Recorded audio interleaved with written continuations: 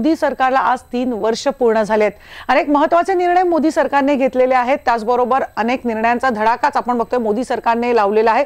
लोकांच्या सर्वसामान्यांच्या नेमक्या काय अपेक्षा त्या आपण जाणून घेत आहेत। थेट जवळ आमचे प्रतिनिधी वैभव सोनावणे आपल्या बरोबर आहेत पुण्यावरनं। वैभव, पुणेकरांच्या नेमक्या काय प्रतिक्रिया आहेत या सगळ्यावर? मनुश्री, आपल्या सोबत काही तरुण कार्यकर्ते आहेत, पक्षाशी जोडलेले आहेत। काही जणांचा कशाशी संबंध नाही, कुठल्याही पक्षाशी। त्यांना थेट विचारूया आपण, अमोघलाही विचारूयात। अमोघही एका पक्षाचा कार्यकर्ता आहे। काय वाटतं मोदी सरकारच्या या 3 वर्षाच्या एकूण कार्यकाळाबद्दल? कशा पद्धतीने निर्णय झालेत? हे निर्णय जनतेच्या हिताचे आहेत की नाही आहेत, किंवा अजूनही असे निर्णय होणं गरजेचं आहे? खऱ्या अर्थाने निर्णय झालेले आहेत, पण महानगरपालिकेचे म्हणजे देशामध्ये 3 वर्षापूर्वी जेव्हा मोदी सरकार आलं त्याआधी निर्णय जे झाले म्हणजे त्यामध्ये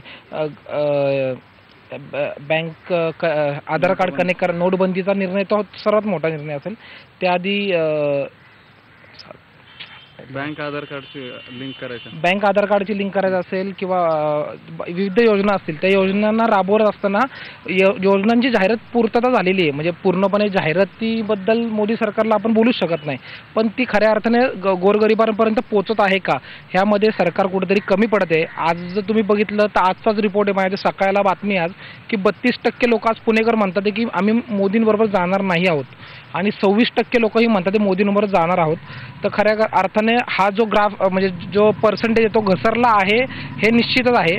मी असं म्हणणार नाही की पूर्णपणे तो घसरला आहे, पण स्वच्छ भारत, उज्ज्वला योजना अशा अनेक योजना त्यांनी घोषित केल्या। स्वतः त्यांनी लोकांना स्वच्छता करायला प्रवृत्त केलं। या सगळ्या गोष्टी तुमच्या दृष्टीने महत्त्वाच्या नाही आहेत का, ज्या कुणी सुरुवातीला पाहत नव्हतं? स्वच्छ भारत अभियान जी योजना आहे ती खऱ्या अर्थानं उपयोगी आहे। म्हणजे स्लम भागात जी लोक राहतात त्यांना किंवा ग्रामीण भागामध्ये शौचालय, पण आघाडी सरकारच्या काळात देखील संत गाडगेबाबा अभियानाअंतर्गत अशा योजना आल्या होत्या, आलेल्या नाहीत असं नाही की गेल्या 60 वर्षात काय झालं नाही।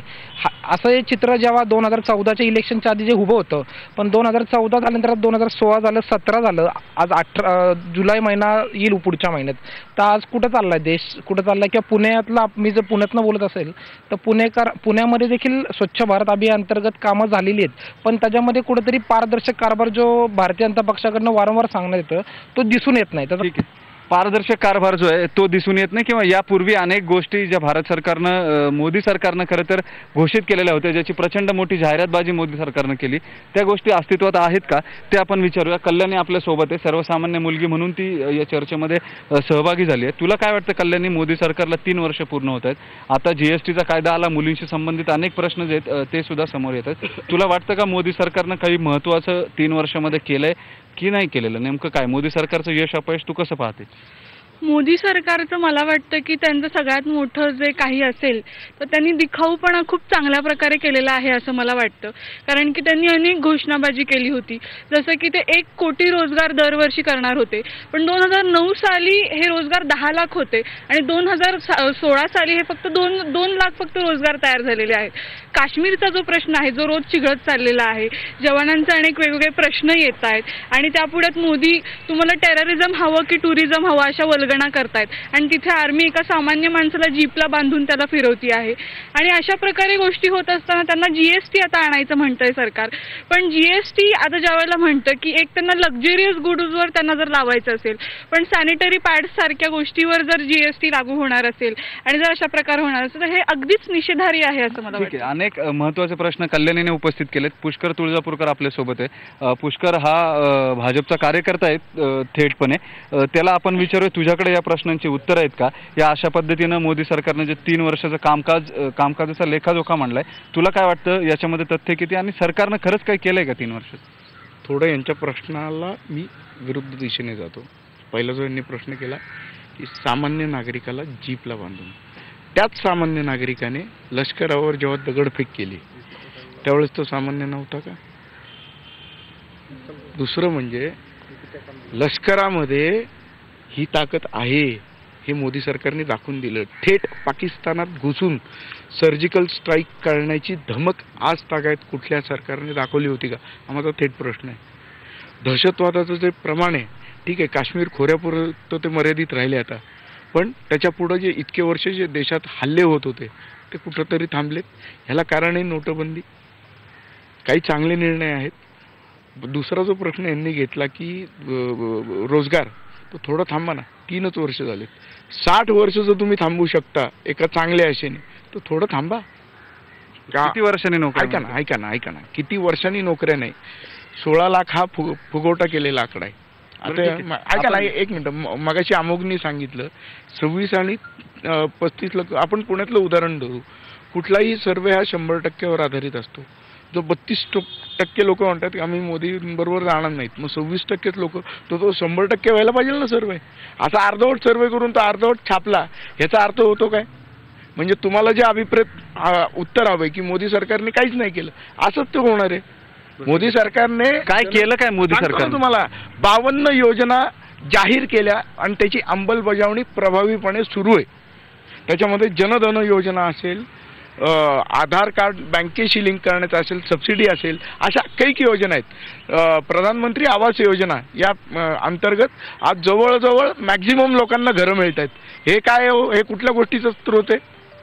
चांगल्या गोष्टीचं. निवडणुकीच्या आधी असं सांगितलं होतं की जनधन खाती निवडणुकीच्या आधी यांनी काय काय सांगितलं होतं ना. बाकीच्या पक्षांचा विचार करा ना तुम्ही. 15 लाख रुपये तुम्ही देणार होतात. आज सार्केस्टिकली जोक येत आहेत 3 वर्षावरती की आम्ही आज सकाळी 15 लाख रुपये काढले आणि आता त्याची मौज मजा करणार. बघा आता कसं आहे माहिती का, मी जर आता मागचं काढायला लागलो तर तुम्ही म्हणाल तुम्ही तर इतके दिवस मागचंच काढताय, पण तुम्हीच मला आणताय आता काढायची वेळ. इतके वर्षात सरकारने काय केलं, इतकी वर्ष सरकारे होती. एक मिनिट, अटल बिहारी वाजपेयींचं सरकार वगळता किंवा लालबहादूर शास्त्रींचं वगळतं, मी जवाहरलाल नेहरूंपासून मी नव्हतो आहेत त्यावेळेस, पण मी जी सरकारं बघितली त्यांनी फक्त योजना जाहीर केल्या, अंमलात कुठं आणल्या? बरं ठीक आहे, चला. ज्येष्ठ नागरिक आपल्या सोबत आहेत, तुमच्या सगळ्यांपेक्षा त्यांचा अनुभव जास्त आहे, त्यांना विचारूया आपण. तुम्हाला काय वाटतं, एक मध्यमवर्गीय सर्वसामान्य पुणेकर म्हणून मोदी सरकार ज्या पद्धतीनं 2014 पासून काम करते, एक सर्वसामान्य नागरिक म्हणून, मतदार म्हणून तुम्हाला त्यांच्या कामाची पद्धत आवडते का? हे सरकार अपयशी आहे की ह्या सरकारनं प्रचंड यशस्वी काम केलंय? तुम्हाला काय वाटतं? मला काम आवडतंय, परंतु महागाईवरती जे नियंत्रण पाहिजे ते ना राज्याचं ना केंद्राचं. अत्यंत गोरगरीब जनतेला वेटीशी धरून महागाईचं प्रमाण जास्त वाढत चाललेलं आहे. याच्यावरती कुठेतरी कंट्रोलिंग केंद्र शासनाने राज्य शासनाने करावं अशी माझी स्वतःची मानसिकता आहे. नोटाबंदीचा सगळ्यात मोठा फटका हा मध्यमवर्गीयांना, निम्न मध्यमवर्गीयांना आणि त्याच्यानंतर ज्यांचा हातावरती पोट आहे अशा रोजंदार मजुरांना बसला होता. या निर्णयानंतर जेवढ्या निवडणुका झाल्या त्या सगळ्या निवडणुकांमध्ये भाजपला बऱ्यापैकी मतदान झालेलं पाहायला मिळतं. तुम्हाला काय वाटतं, हे कशामुळे झालं असेल?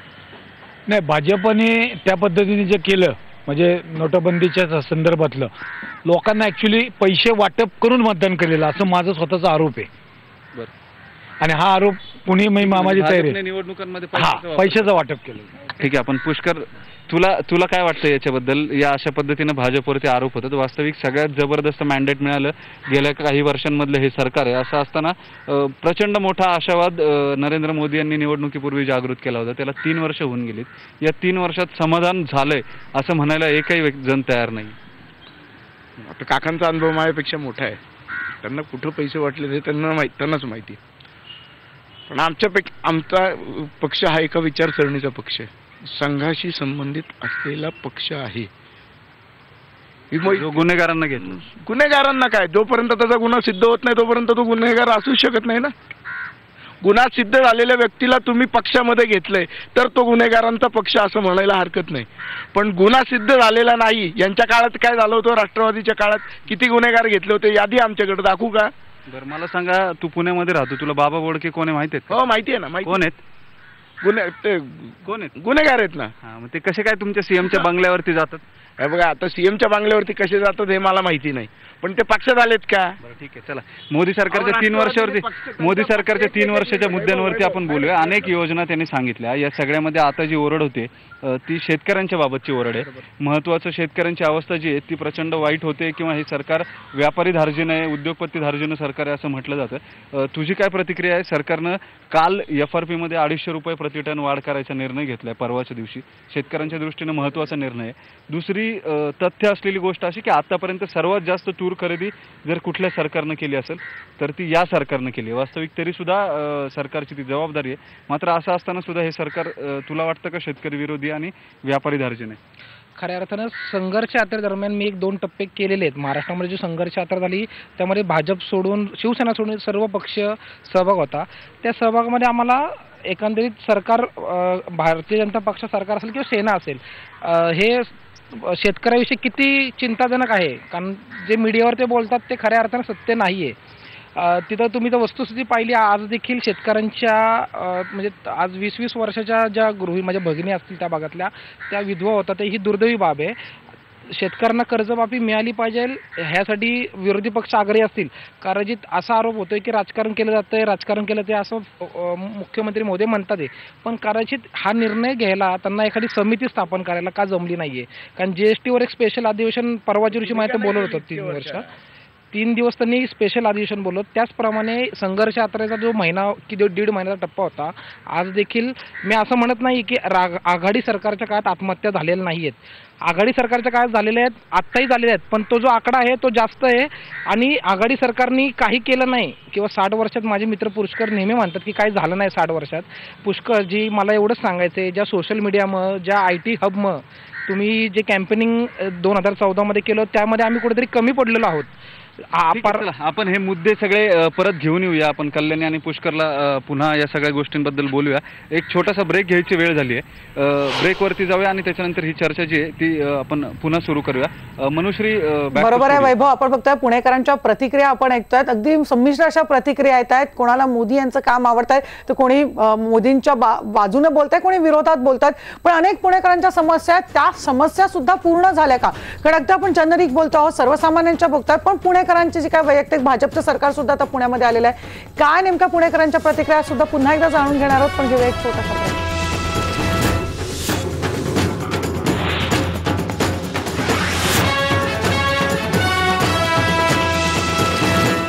पुणेकरांच्या नेमक्या आणि कोणत्या कोणत्या समस्या आहेत किंवा भाजप सरकार जे त्याच्याकडे बघण्याचा आता नेमका दृष्टिकोन कसा आहे? मनुश्री, पुण्याच्या सेंट्रिक ज्या समस्या आहे त्याच्यावरती आपण थेट चर्चा करूया. पुण्याची मेट्रो हा बहुचर्चित प्रकल्प होता. त्याच्यानंतर JNNREMचे जे पैसे येणार होते ते अमृत योजनेमध्ये कन्वर्ट झाले. त्यानंतर शहराच्या विकासाला मोठ्या प्रमाणावरती पैसे मिळतील असं सांगण्यात येत होतं. आपण या सगळ्या गोष्टींची उत्तरं जी आहेत ती घेऊ. आधी कल्याणीकडे जाऊया. तुला काय वाटतं, पुणे महापालिकेच्या निवडणुकांच्या आधी केंद्र सरकारकडून पुणे मेट्रोसाठी निधी मंजूर करण्यात आलेला होता आणि मोदी स्वतः उद्घाटनाला आले होते.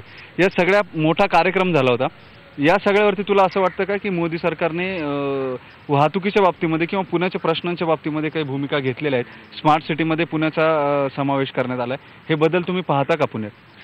मला फक्त आता एवढाच प्रश्न पडतोय की जे स्मार्ट सिटीजची घोषणा केली होती मोदी सरकारने, तर 3 वर्षात किती स्मार्ट सिटीज तयार झालेले आहेत किंवा त्या डेव्हलपमेंटच्या पातळीवर तरी आहेत का, हा सगळ्यात मोठा प्रश्न वाटतो. कारण की जर पुणे जर स्मार्ट सिटीची गणना पुण्याची होत असेल तर पुण्यात स्मार्ट सिटी तयार व्हायला एवढी वर्ष, म्हणजे मेट्रो ह्याच्यासाठी एवढी वर्ष का